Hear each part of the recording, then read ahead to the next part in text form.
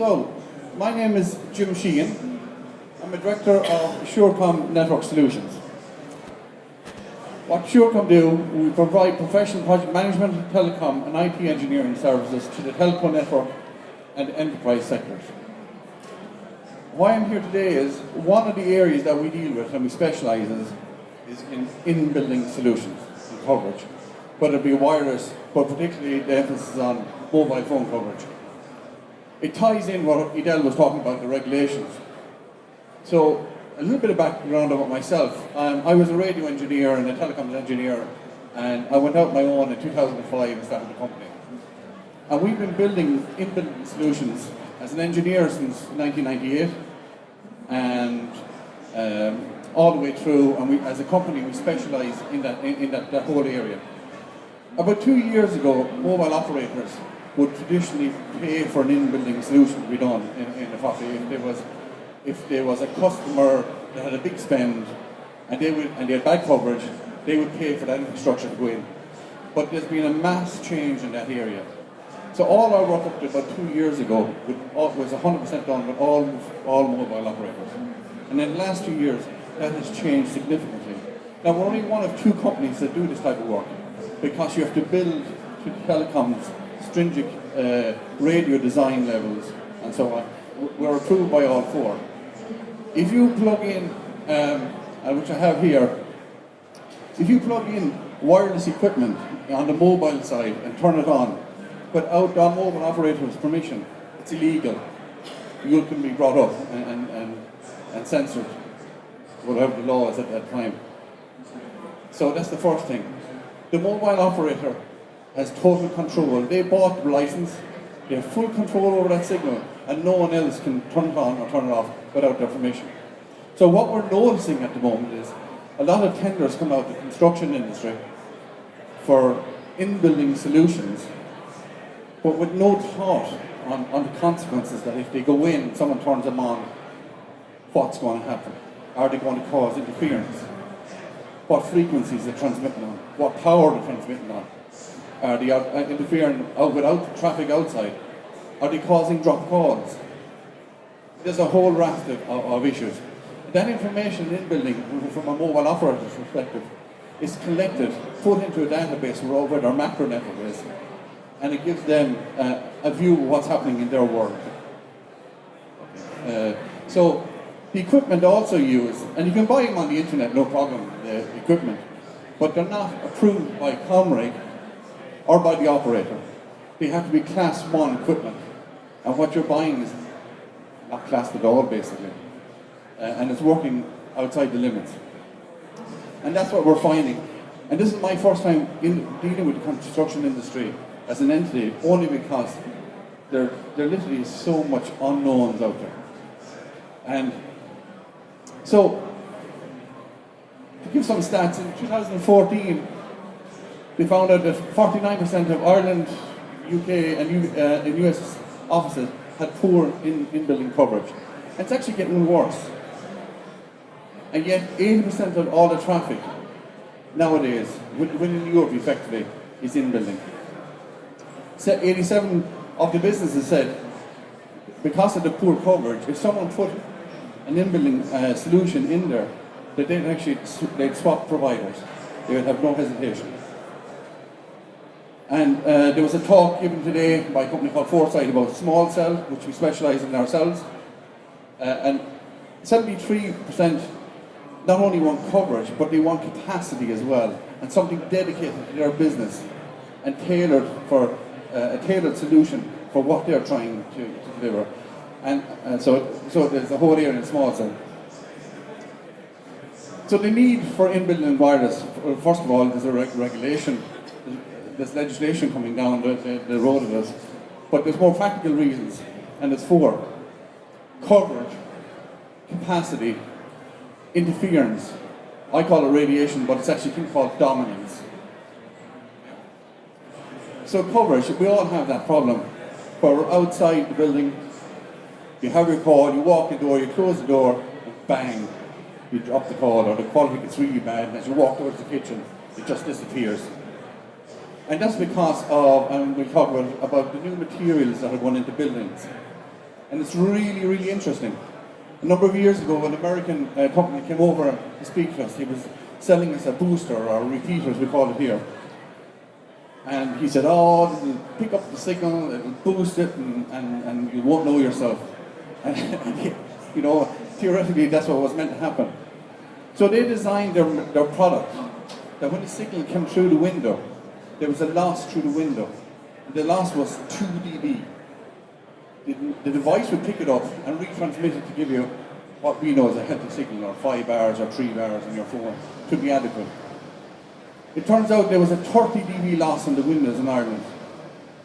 So for every 3 dB, you lose half the power. So when he went from 2 dB to 5 dB, that extra 3 dB, you lost half the power. So there was 30 dB literally of a difference, or near 30 dB. So nothing was coming through the window. And he just couldn't believe it. So that brought us out from external antennas on roofs, bringing the cable in, putting it onto a booster, and it drives the cost up. Capacity. With 2G, capacity isn't an issue. When you pick up the first phones on a 2G signal, your very first ones many years ago would be 2G. And it's really down to, once you got a call away, you were given, allocated a spot. But with 3G and 4G and 5G coming, it's the amount of power that you're getting will dictate the experience that you have. So the more power, the better the signal the phone is getting, the more data transfer will happen. Sorry, yes, Patrick. Oh no, you can stop me at any time to ask a question, by the way. So capacity is a massive issue. In-building are becoming a massive issue. Interference is where there's illegal systems already operating, or where you have high buildings in place, and the signal is just nothing clear, and the phone gets confused basically, and you get a poor customer experience. So you'll be looking for, our role would be to optimize networks to give the better customer experience. And radiation, and this is really around the whole area of, there's a reverse psychology in this. The closer you go to an antenna, the less power the phone has to use. So the less harmful it be. So people say, oh, I'm close to a mast. It's really interesting, or close to an antenna in a building. Well, the reality is, the closer you are, the phone just powers down to absolutely nothing. And because the farther away you go, the phone has to power up more and more and more. And that phone is coming at you.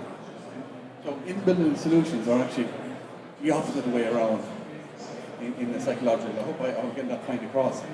Hands up, am I getting that point across? I see nodding heads, and I hope you're not falling asleep on me down there. Yeah. So these are kind of the main areas, where there are 4 key areas. So the issue is that when I talk to construction companies today and architects, what's happening? The new building materials such as glass, insulation, particularly kingspan with the metal foil, steel buildings, what they're actually effectively, when you put the whole building together, is what we call a Faraday's cage. And if anybody knows what Faraday's cage is, if you could think of a box that you could stand into and have chicken wire in a box and it's plugged into the earth, no signal can get in and no signal can get out. That's basically what a Faraday's cage. And that's what buildings are becoming. And it's our intention that with these new regs and insulation and products, the greater the need is for in-building solution, along with the regulation that Adele spoke about. It's coming down as well. Location is a massive factor. You could be in the middle of a city, but in the basement. The signal can't get at you. You could be in the same building at the very top of a 20-story building or a 6-story building, and the next problem you have is too many sites seeing that spot. So there's no dominance, there's no one cell. So if you have a phone or a cellular phone or a laptop and you're doing your internet thing and there's no dominance and the device starts hopping from cell to cell, by default its data transfer will slow down to allow that hopping. So you get a very poor customer experience. The wrong services might be available. I have 5 minutes. Genie Mac. I try to keep myself. Okay, so the wrong service might be available. You might have 2G, but you might want data in your building. So we design solutions for that. Legal issues around ComReg and the operators. The limitations by operators. Operators might want a certain technology in a particular spot, operating at their license. So if you're thinking of building one, or if you're thinking of designing one, they have to be part and parcel of that process. Again, Idel alluded to. I'm glad you came before me, Idel. So who to go to? No one really knows where to go to. They're putting designing in-building solutions out to the general industry, and they're looking for a solution back.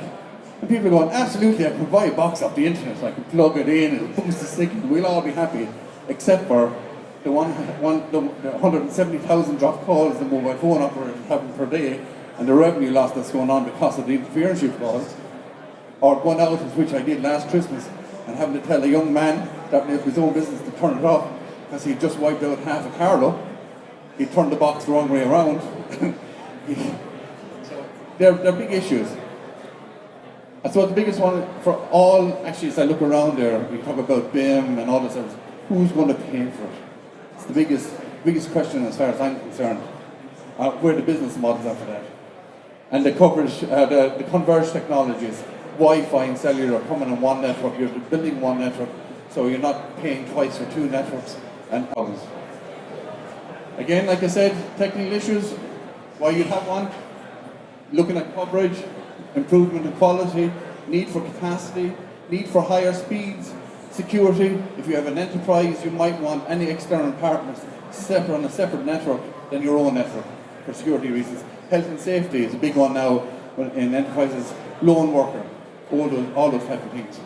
On the commercial reasons of why they're doing it, we're talking developers and so on now, with 80% of the traffic originating in buildings. They're looking at a business case in that, renting out the space to the mobile operators or the telcos, so it's a revenue generation.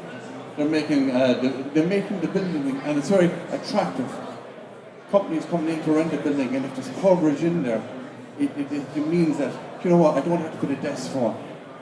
I can have a mobile device. I don't have to do this. I don't have to do that. I've coverage there that was, again, a good customer experience. And new services such as Internet of Things, boilers being monitored, heating systems, and that can't be monitored unless you have coverage in it. And the medical side as well. Basically, simply, the mobile operator transmits 2G, 3G, and 4G in the macro area. These are the components. In Ireland, we can do this. In England, they don't do this. We can pick up with a thing called a donor antenna. We can put it into a booster, and we can distribute it around the building. If it's a large building, we can get a cable from the telcos like Idel spoke that'll be running outside your house. We can plug it into a box, just like that one here. We can make it visible to the network or the telco, and they'll light up their services using a DAS. The distributed antenna system, this is kind of the head end. It can be a repeater, a small cell, or whatever the telcos put there. If it's a repeater, you can pick up the signal that's in the air. We can do that in Ireland. You can't do that in the UK. They won't allow it, the operators. It's called an off-air repeater.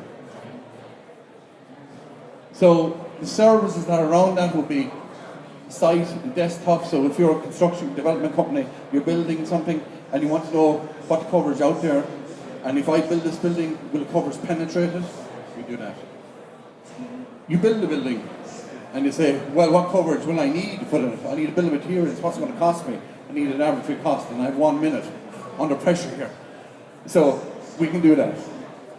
Planning and design.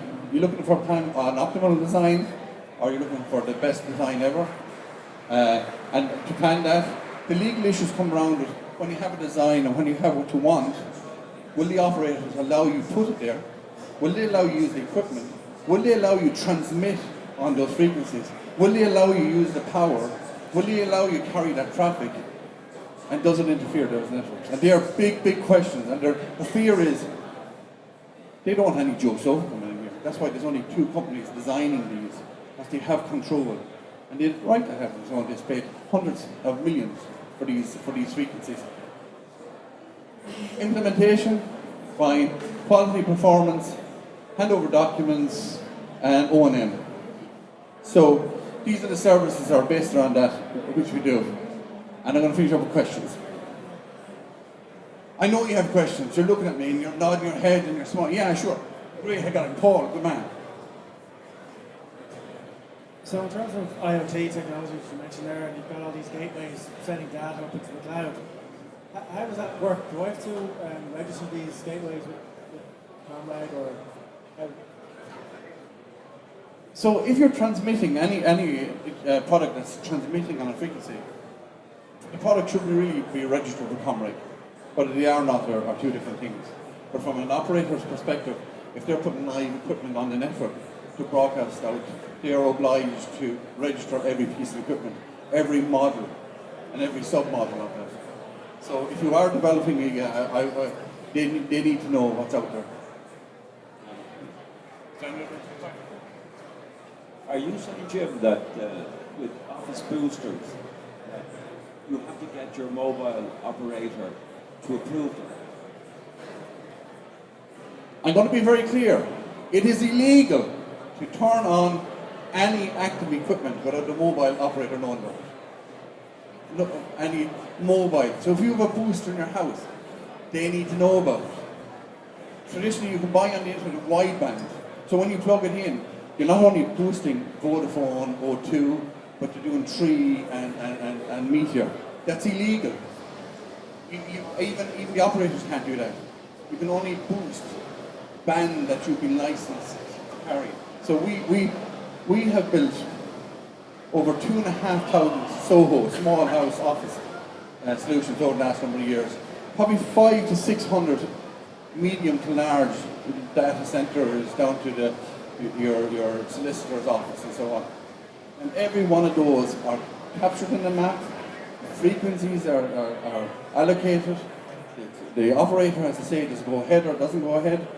Some of places that will say Microsoft, the data center, they wanted multiple operators in there using multiple frequencies. So again, there's a legal issue there, and the issue they want to have, or the issue they have is, what if they have interference? Who's going to manage that? Who controls it? If they want to turn it off, can they? To see if there's interference, if this in-building solution is causing them trouble. So if you have a booster and the operator doesn't know about it, it's illegal.